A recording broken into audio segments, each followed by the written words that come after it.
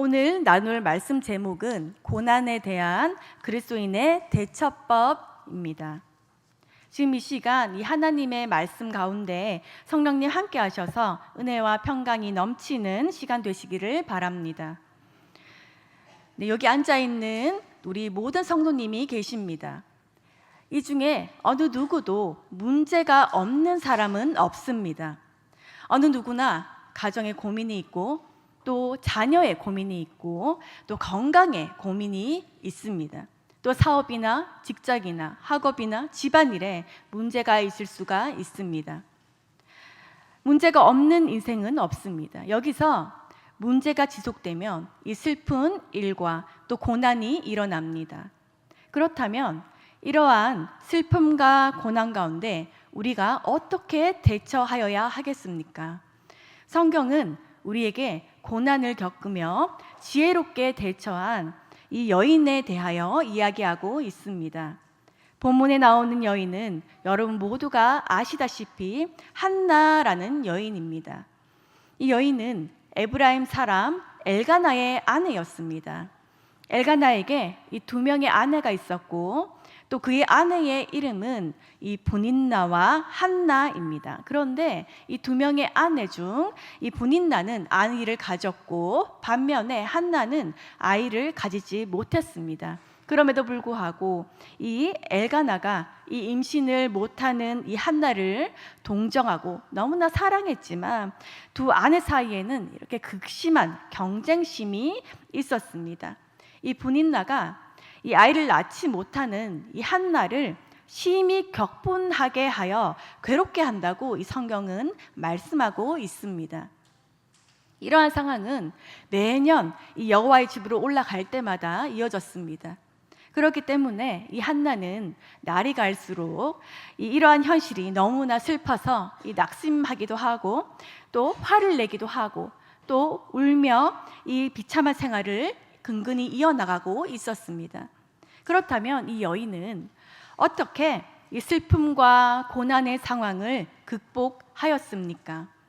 첫째, 이 한나는 극심한 고통의 자리에서 기도의 자리로 나아갔습니다. 사무엘상 1장 9절에서 10절 말씀입니다. 그들이 실로에서 먹고 마신 후에 한나가 일어나니 그때의 제사장 엘리는 여호와의 전 문설주격 의자에 앉아 있었더라. 한나가 마음이 괴로워서 여호와께 기도하고 통곡하며. 아멘. 이 본문 앞절에 보시면 이 한나는 슬픔에 잠겨서 먹을 것을 거부하고 먹지 않는 장면이 나옵니다. 하지만 이 한나는 마음을 바꿔서 삶은 희생 제물의 일부를 먹습니다. 그리고는 마음이 너무나 괴로워서 그 기도의 자리에 나아가 기도를 시작합니다. 이때 이 제사장 엘리는 이 성전의 본당 이 문설주 곁에 앉아서 마당 밖을 바라보고 있었는데 바로 거기에서 이 한나가 기도하고 있었습니다. 사실 한나는 이 수많은 눈물을 흘리며 또 기도하고 또 통곡하며 부르짖습니다. 그녀는 이 그동안 겪었던 고초와 고통과 이 낙심과 또 여자로서 이 아이를 낳을 수 없다는 이 슬픔을 하나님께 구하는 것입니다. 여기서 우리가 주목하여야 할 것이 있습니다. 그것은 바로 이 한나가 극심한 고통 가운데 하나님 앞에 나아갔다는 사실입니다. 그 기도의 자리에서 형식적으로 드려지는 것이 아니라 온전히 진심으로 하나님 앞에 나아갔습니다. 성도 여러분, 여러분은 이 슬픔이 다가올 때나 또 극심한 고통이 찾아왔을 때나 무엇을 찾고 어디에 가기를 원하십니까? 어떤 사람들은 맛집을 찾아다니면서 이 만족을 얻고 위안을 얻습니다. 또 어떤 사람들은 이 스트레스를 풀려고 이 쇼핑을 하러 다니는 사람도 있습니다. 그리고 또 어떤 사람들은 이 슬픈 영화를 보고 눈물을 흘리면서 울면서 이 슬픔을 극복하는 방법을 가지는 사람도 있습니다. 그리고 이 헬스장에 가서 또 밖으로 나가서 운동을 하면서 그것을 푸는 사람도 있습니다. 사람마다 이 슬픔을 극복하는 방법은 매우 다양하고 각각 다릅니다. 하지만 이것은 일시적으로 기분이 조금 나아진 정도일 겁니다. 오늘 우리는 이 성경에 등장하는 여인, 이 한나에 대하여 살펴보고 있습니다. 이 한나는 이 극심한 고통 가운데서 기도의 자리로 나아갔습니다. 그리고 하나님을 만났습니다. 여기서 중요한 사실은 한나는 자신이 겪은 일들을 다른 곳에서 푸는 것이 아니라 바로 하나님을 만나는 이 기도의 자리에서 이루어졌다는 사실입니다. 기도의 자리란 어떠한 자리입니까?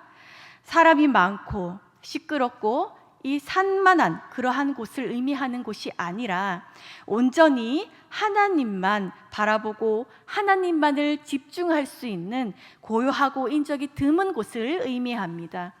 기도의 중보자이신 우리 예수 그리스도께서 십자가에 달려 돌아가시기 전에 하나님께 땀과 피와 눈물을 흘리며 이 고요한 곳에서 하나님께 기도하였습니다. 예수님께서는 이 고난 당하실 것을 미리 아시면서도 하나님께 나아가 기도하였습니다. 이처럼 우리도 이 예수 그리스도를 따라 기도의 자리로 가는 습관을 가져야 합니다. 항상 늘 하나님을 만나는 자리를 사모하시는 여러분 되시기를 바랍니다. 어려움이 찾아올지라도 항상 변함없이 하나님께 기도하는 습관을 가지는 저와 여러분 되시기를 주님의 이름으로 소망합니다. 둘째는 한나는 하나님께 간구하였고 자신의 아들을 드릴 것을 결단하였습니다. 사무엘상 1장 11절 말씀입니다. 서원하여 이르되 만군의 여호와여, 만일 주의 여종의 고통을 돌보시고 나를 기억하사 주의 여종을 잊지 아니하시고 주의 여종에게 아들을 주시면 내가 그의 평생에 그를 여호와께 드리고 삭도를 그의 머리에 대지 아니하겠나이다. 아멘. 이 한나는 기도를 할 때에 자신의 부족함을 하나님 앞에 이야기하며 채워주실 것을 간구합니다. 바로 아들을 갖도록 해달라는 기도였습니다. 아이 갖기를 구했던 것입니다. 여호와께서 이 자신의 슬픔을 돌아보실 것이라고, 그리고 자신을 기억하실 것이라고 생각했습니다. 그리고 그것에 대하여 해결해 주실 하나님에 대하여 간절히 바라보고 있습니다. 그렇기 때문에 이 여인은 만약 자신이 아들을 갖게 된다면 이 아들을 하나님 앞에 바칠 것이라고 서원합니다. 하나님 앞에 평생에 이 아들을 드리고 삭도를 머리에 대지 않겠다고 한나는 말합니다. 여기서 이 나시리는 머리를 깎거나 또 포도주나 또 독주를 마시지 않는 하나님의 구별된 종을 의미합니다. 나시르는 구별되어서 시체와의 어떠한 접촉도 하지도 않을 뿐만 아니라 술도 삭발도 모두 금지되었습니다. 이렇게 자신의 아들을 하나님 앞에 구별된 나시린으로 바치겠다는 이 한나의 결단이 있는 겁니다. 자신의 아이를 나시린으로 하나님께 드린다는 것 자체가 어려울 수도 있는데도 불구하고 이 한나는 이 하나님께 자신의 아들을 드리겠다고 합니다. 성도 여러분, 이 한나와 같이 어떠한 개인적인 고통과 슬픔을 가지고 있는 분 계십니까? 아니면 이 염려와 근심, 걱정을 가지면서 한숨만 푹푹 내쉬면서 그렇게 살아가는 분 계십니까? 만약 그러한 분이 계시다면 그 마음을 우리 하나님께 고하고 부족한 상황을 채워주실 하나님을 신뢰하시기를 바랍니다.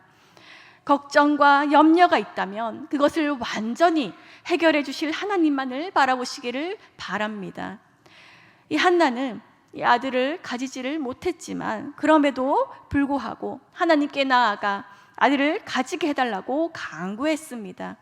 이처럼 우리도 고난과 역경이 있다 하더라도 그것을 해결해 주실 것을 구하여야 합니다. 마태복음 7장 7절에서 11절에 보시면 구하라 그러면 너희에게 주실 것이요 찾으라 그러면 찾을 것이요 문을 두드리라 그러면 너희에게 열릴 것이니 구하는 이마다 받을 것이요 찾는 이는 찾아낼 것이요 두드리는 이에게는 열릴 것이니라.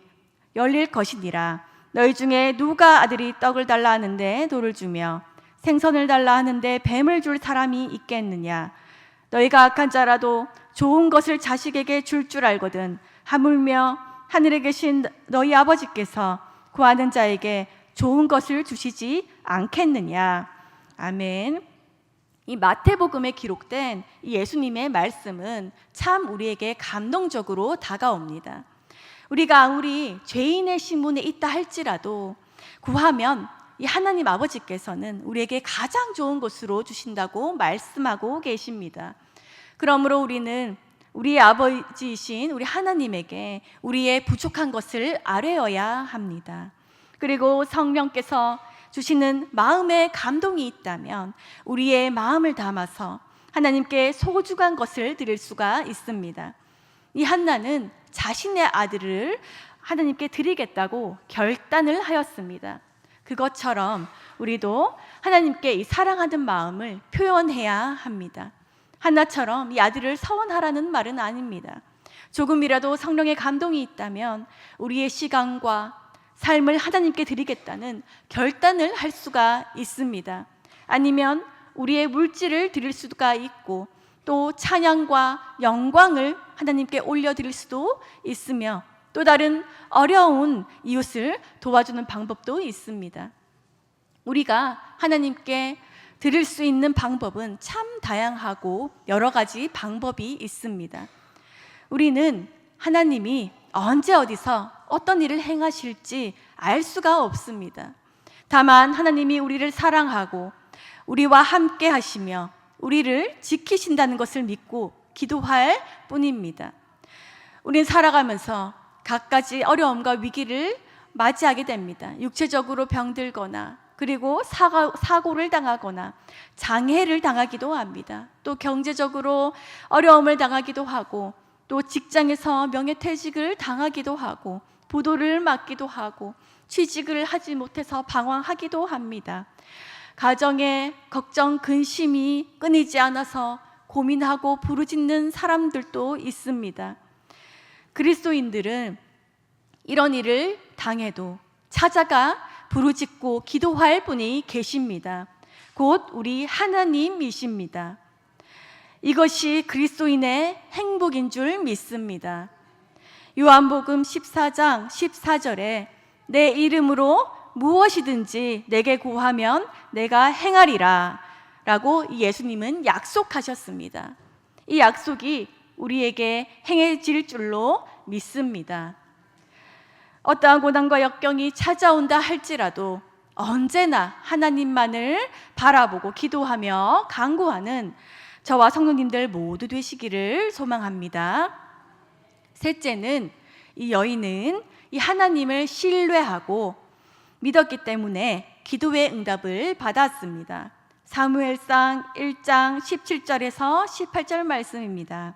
엘리가 대답하여 이르되 평안히 가라. 이스라엘의 하나님이 내가 기도하여 구한 것을 허락하시기를 원하노라 하니 이르되 당신의 여종이 당신께 은혜 있기를 원하나이다 하고 가서 먹고 얼굴에 다시는 근심빛이 없더라. 아멘. 이 한나는 이 하나님과의 기도에서 아들을 낳지 못하는 슬픔을 이야기하면서 아이를 갖게 해달라고 기도합니다. 그리고는 이 아들을 하나님의 종으로 바치겠다고 서원을 한 뒤 얼굴에 다시는 근심빛이 없었다고 성경은 말씀하고 있습니다. 이러한 한나의 모습을 보았을 때 이 하나님의 존재를 무한히 믿고 신뢰하는 것을 알 수가 있습니다. 그렇기 때문에 이렇게 기도할 수도 있고 또 아들을 바치겠다는 말까지 할 수 있는 것입니다. 하나님께서 슬픔 가운데 있는 그 여인의 목소리에 귀 기울여 주시고 함께 하심으로 말미암아 기도 응답을 해 주셨습니다.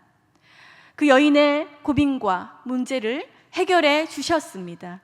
그리하여 마침내 그녀는 하나님의 은혜와 자비로 아이를 갖게 됩니다. 그리고 그 아이에게 사무엘이라는 경건한 이름을 주고 그를 실로로 데려가서 실제로 하나님께 드립니다. 한나는 하나님 앞에 약속을 하고 실제로 용기를 내어 담대하게 순종합니다. 이러한 한나의 기도 응답으로 어떠한 결과가 나타났을까요? 우리 모두가 아시다시피 바로 하나님께서 이 사무엘 선지자를 사용하셔서 하나님의 큰 일을 해내는 것을 우리는 알 수가 있습니다. 사무엘의 어머니 이 한나의 기도로 그의 자녀 사무엘은 크나큰 축복을 받았습니다. 하나님의 일꾼으로 세우심을 받은 것입니다. 이처럼 우리의 것을 하나님께 드릴 때에 하나님께서 기뻐하시고 축복을 허락하실 줄로 믿습니다. 사랑하는 성도 여러분, 이러한 한나의 기도처럼 하나님을 무한히 신뢰하고 믿는 자들이 되시기를 바랍니다. 바로 나의 기도가 다른 사람을 살리고 바로 나의 기도가 우리나라를 살리는 일이 된다는 점을 반드시 명심하시기를 바랍니다.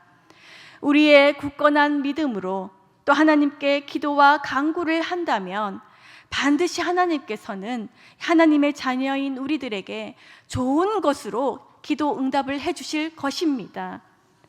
이처럼 하나님께서는 우리들을 기억하시고 우리의 목소리를 기억하시며 친히 해결해 주시며 우리를 지켜 보호해 주시는 하나님이십니다. 이 하나님께서는 우리의 작은 생각과 목소리로 소중하게 생각하시고 자상하게 들어주시며 기도 응답으로 가장 좋은 길로 인도해 주시는 분이십니다. 이러한 하나님 앞에 우리의 문제와 고민들을 이야기함으로써 응답받는 역사가 있으시기를 소망합니다. 전지전능하시고 모든 것을 해결해 주실 수 있는 하나님께 의지하고 신뢰하는 저와 여러분 모두 되시기를 주님의 이름으로 소망합니다.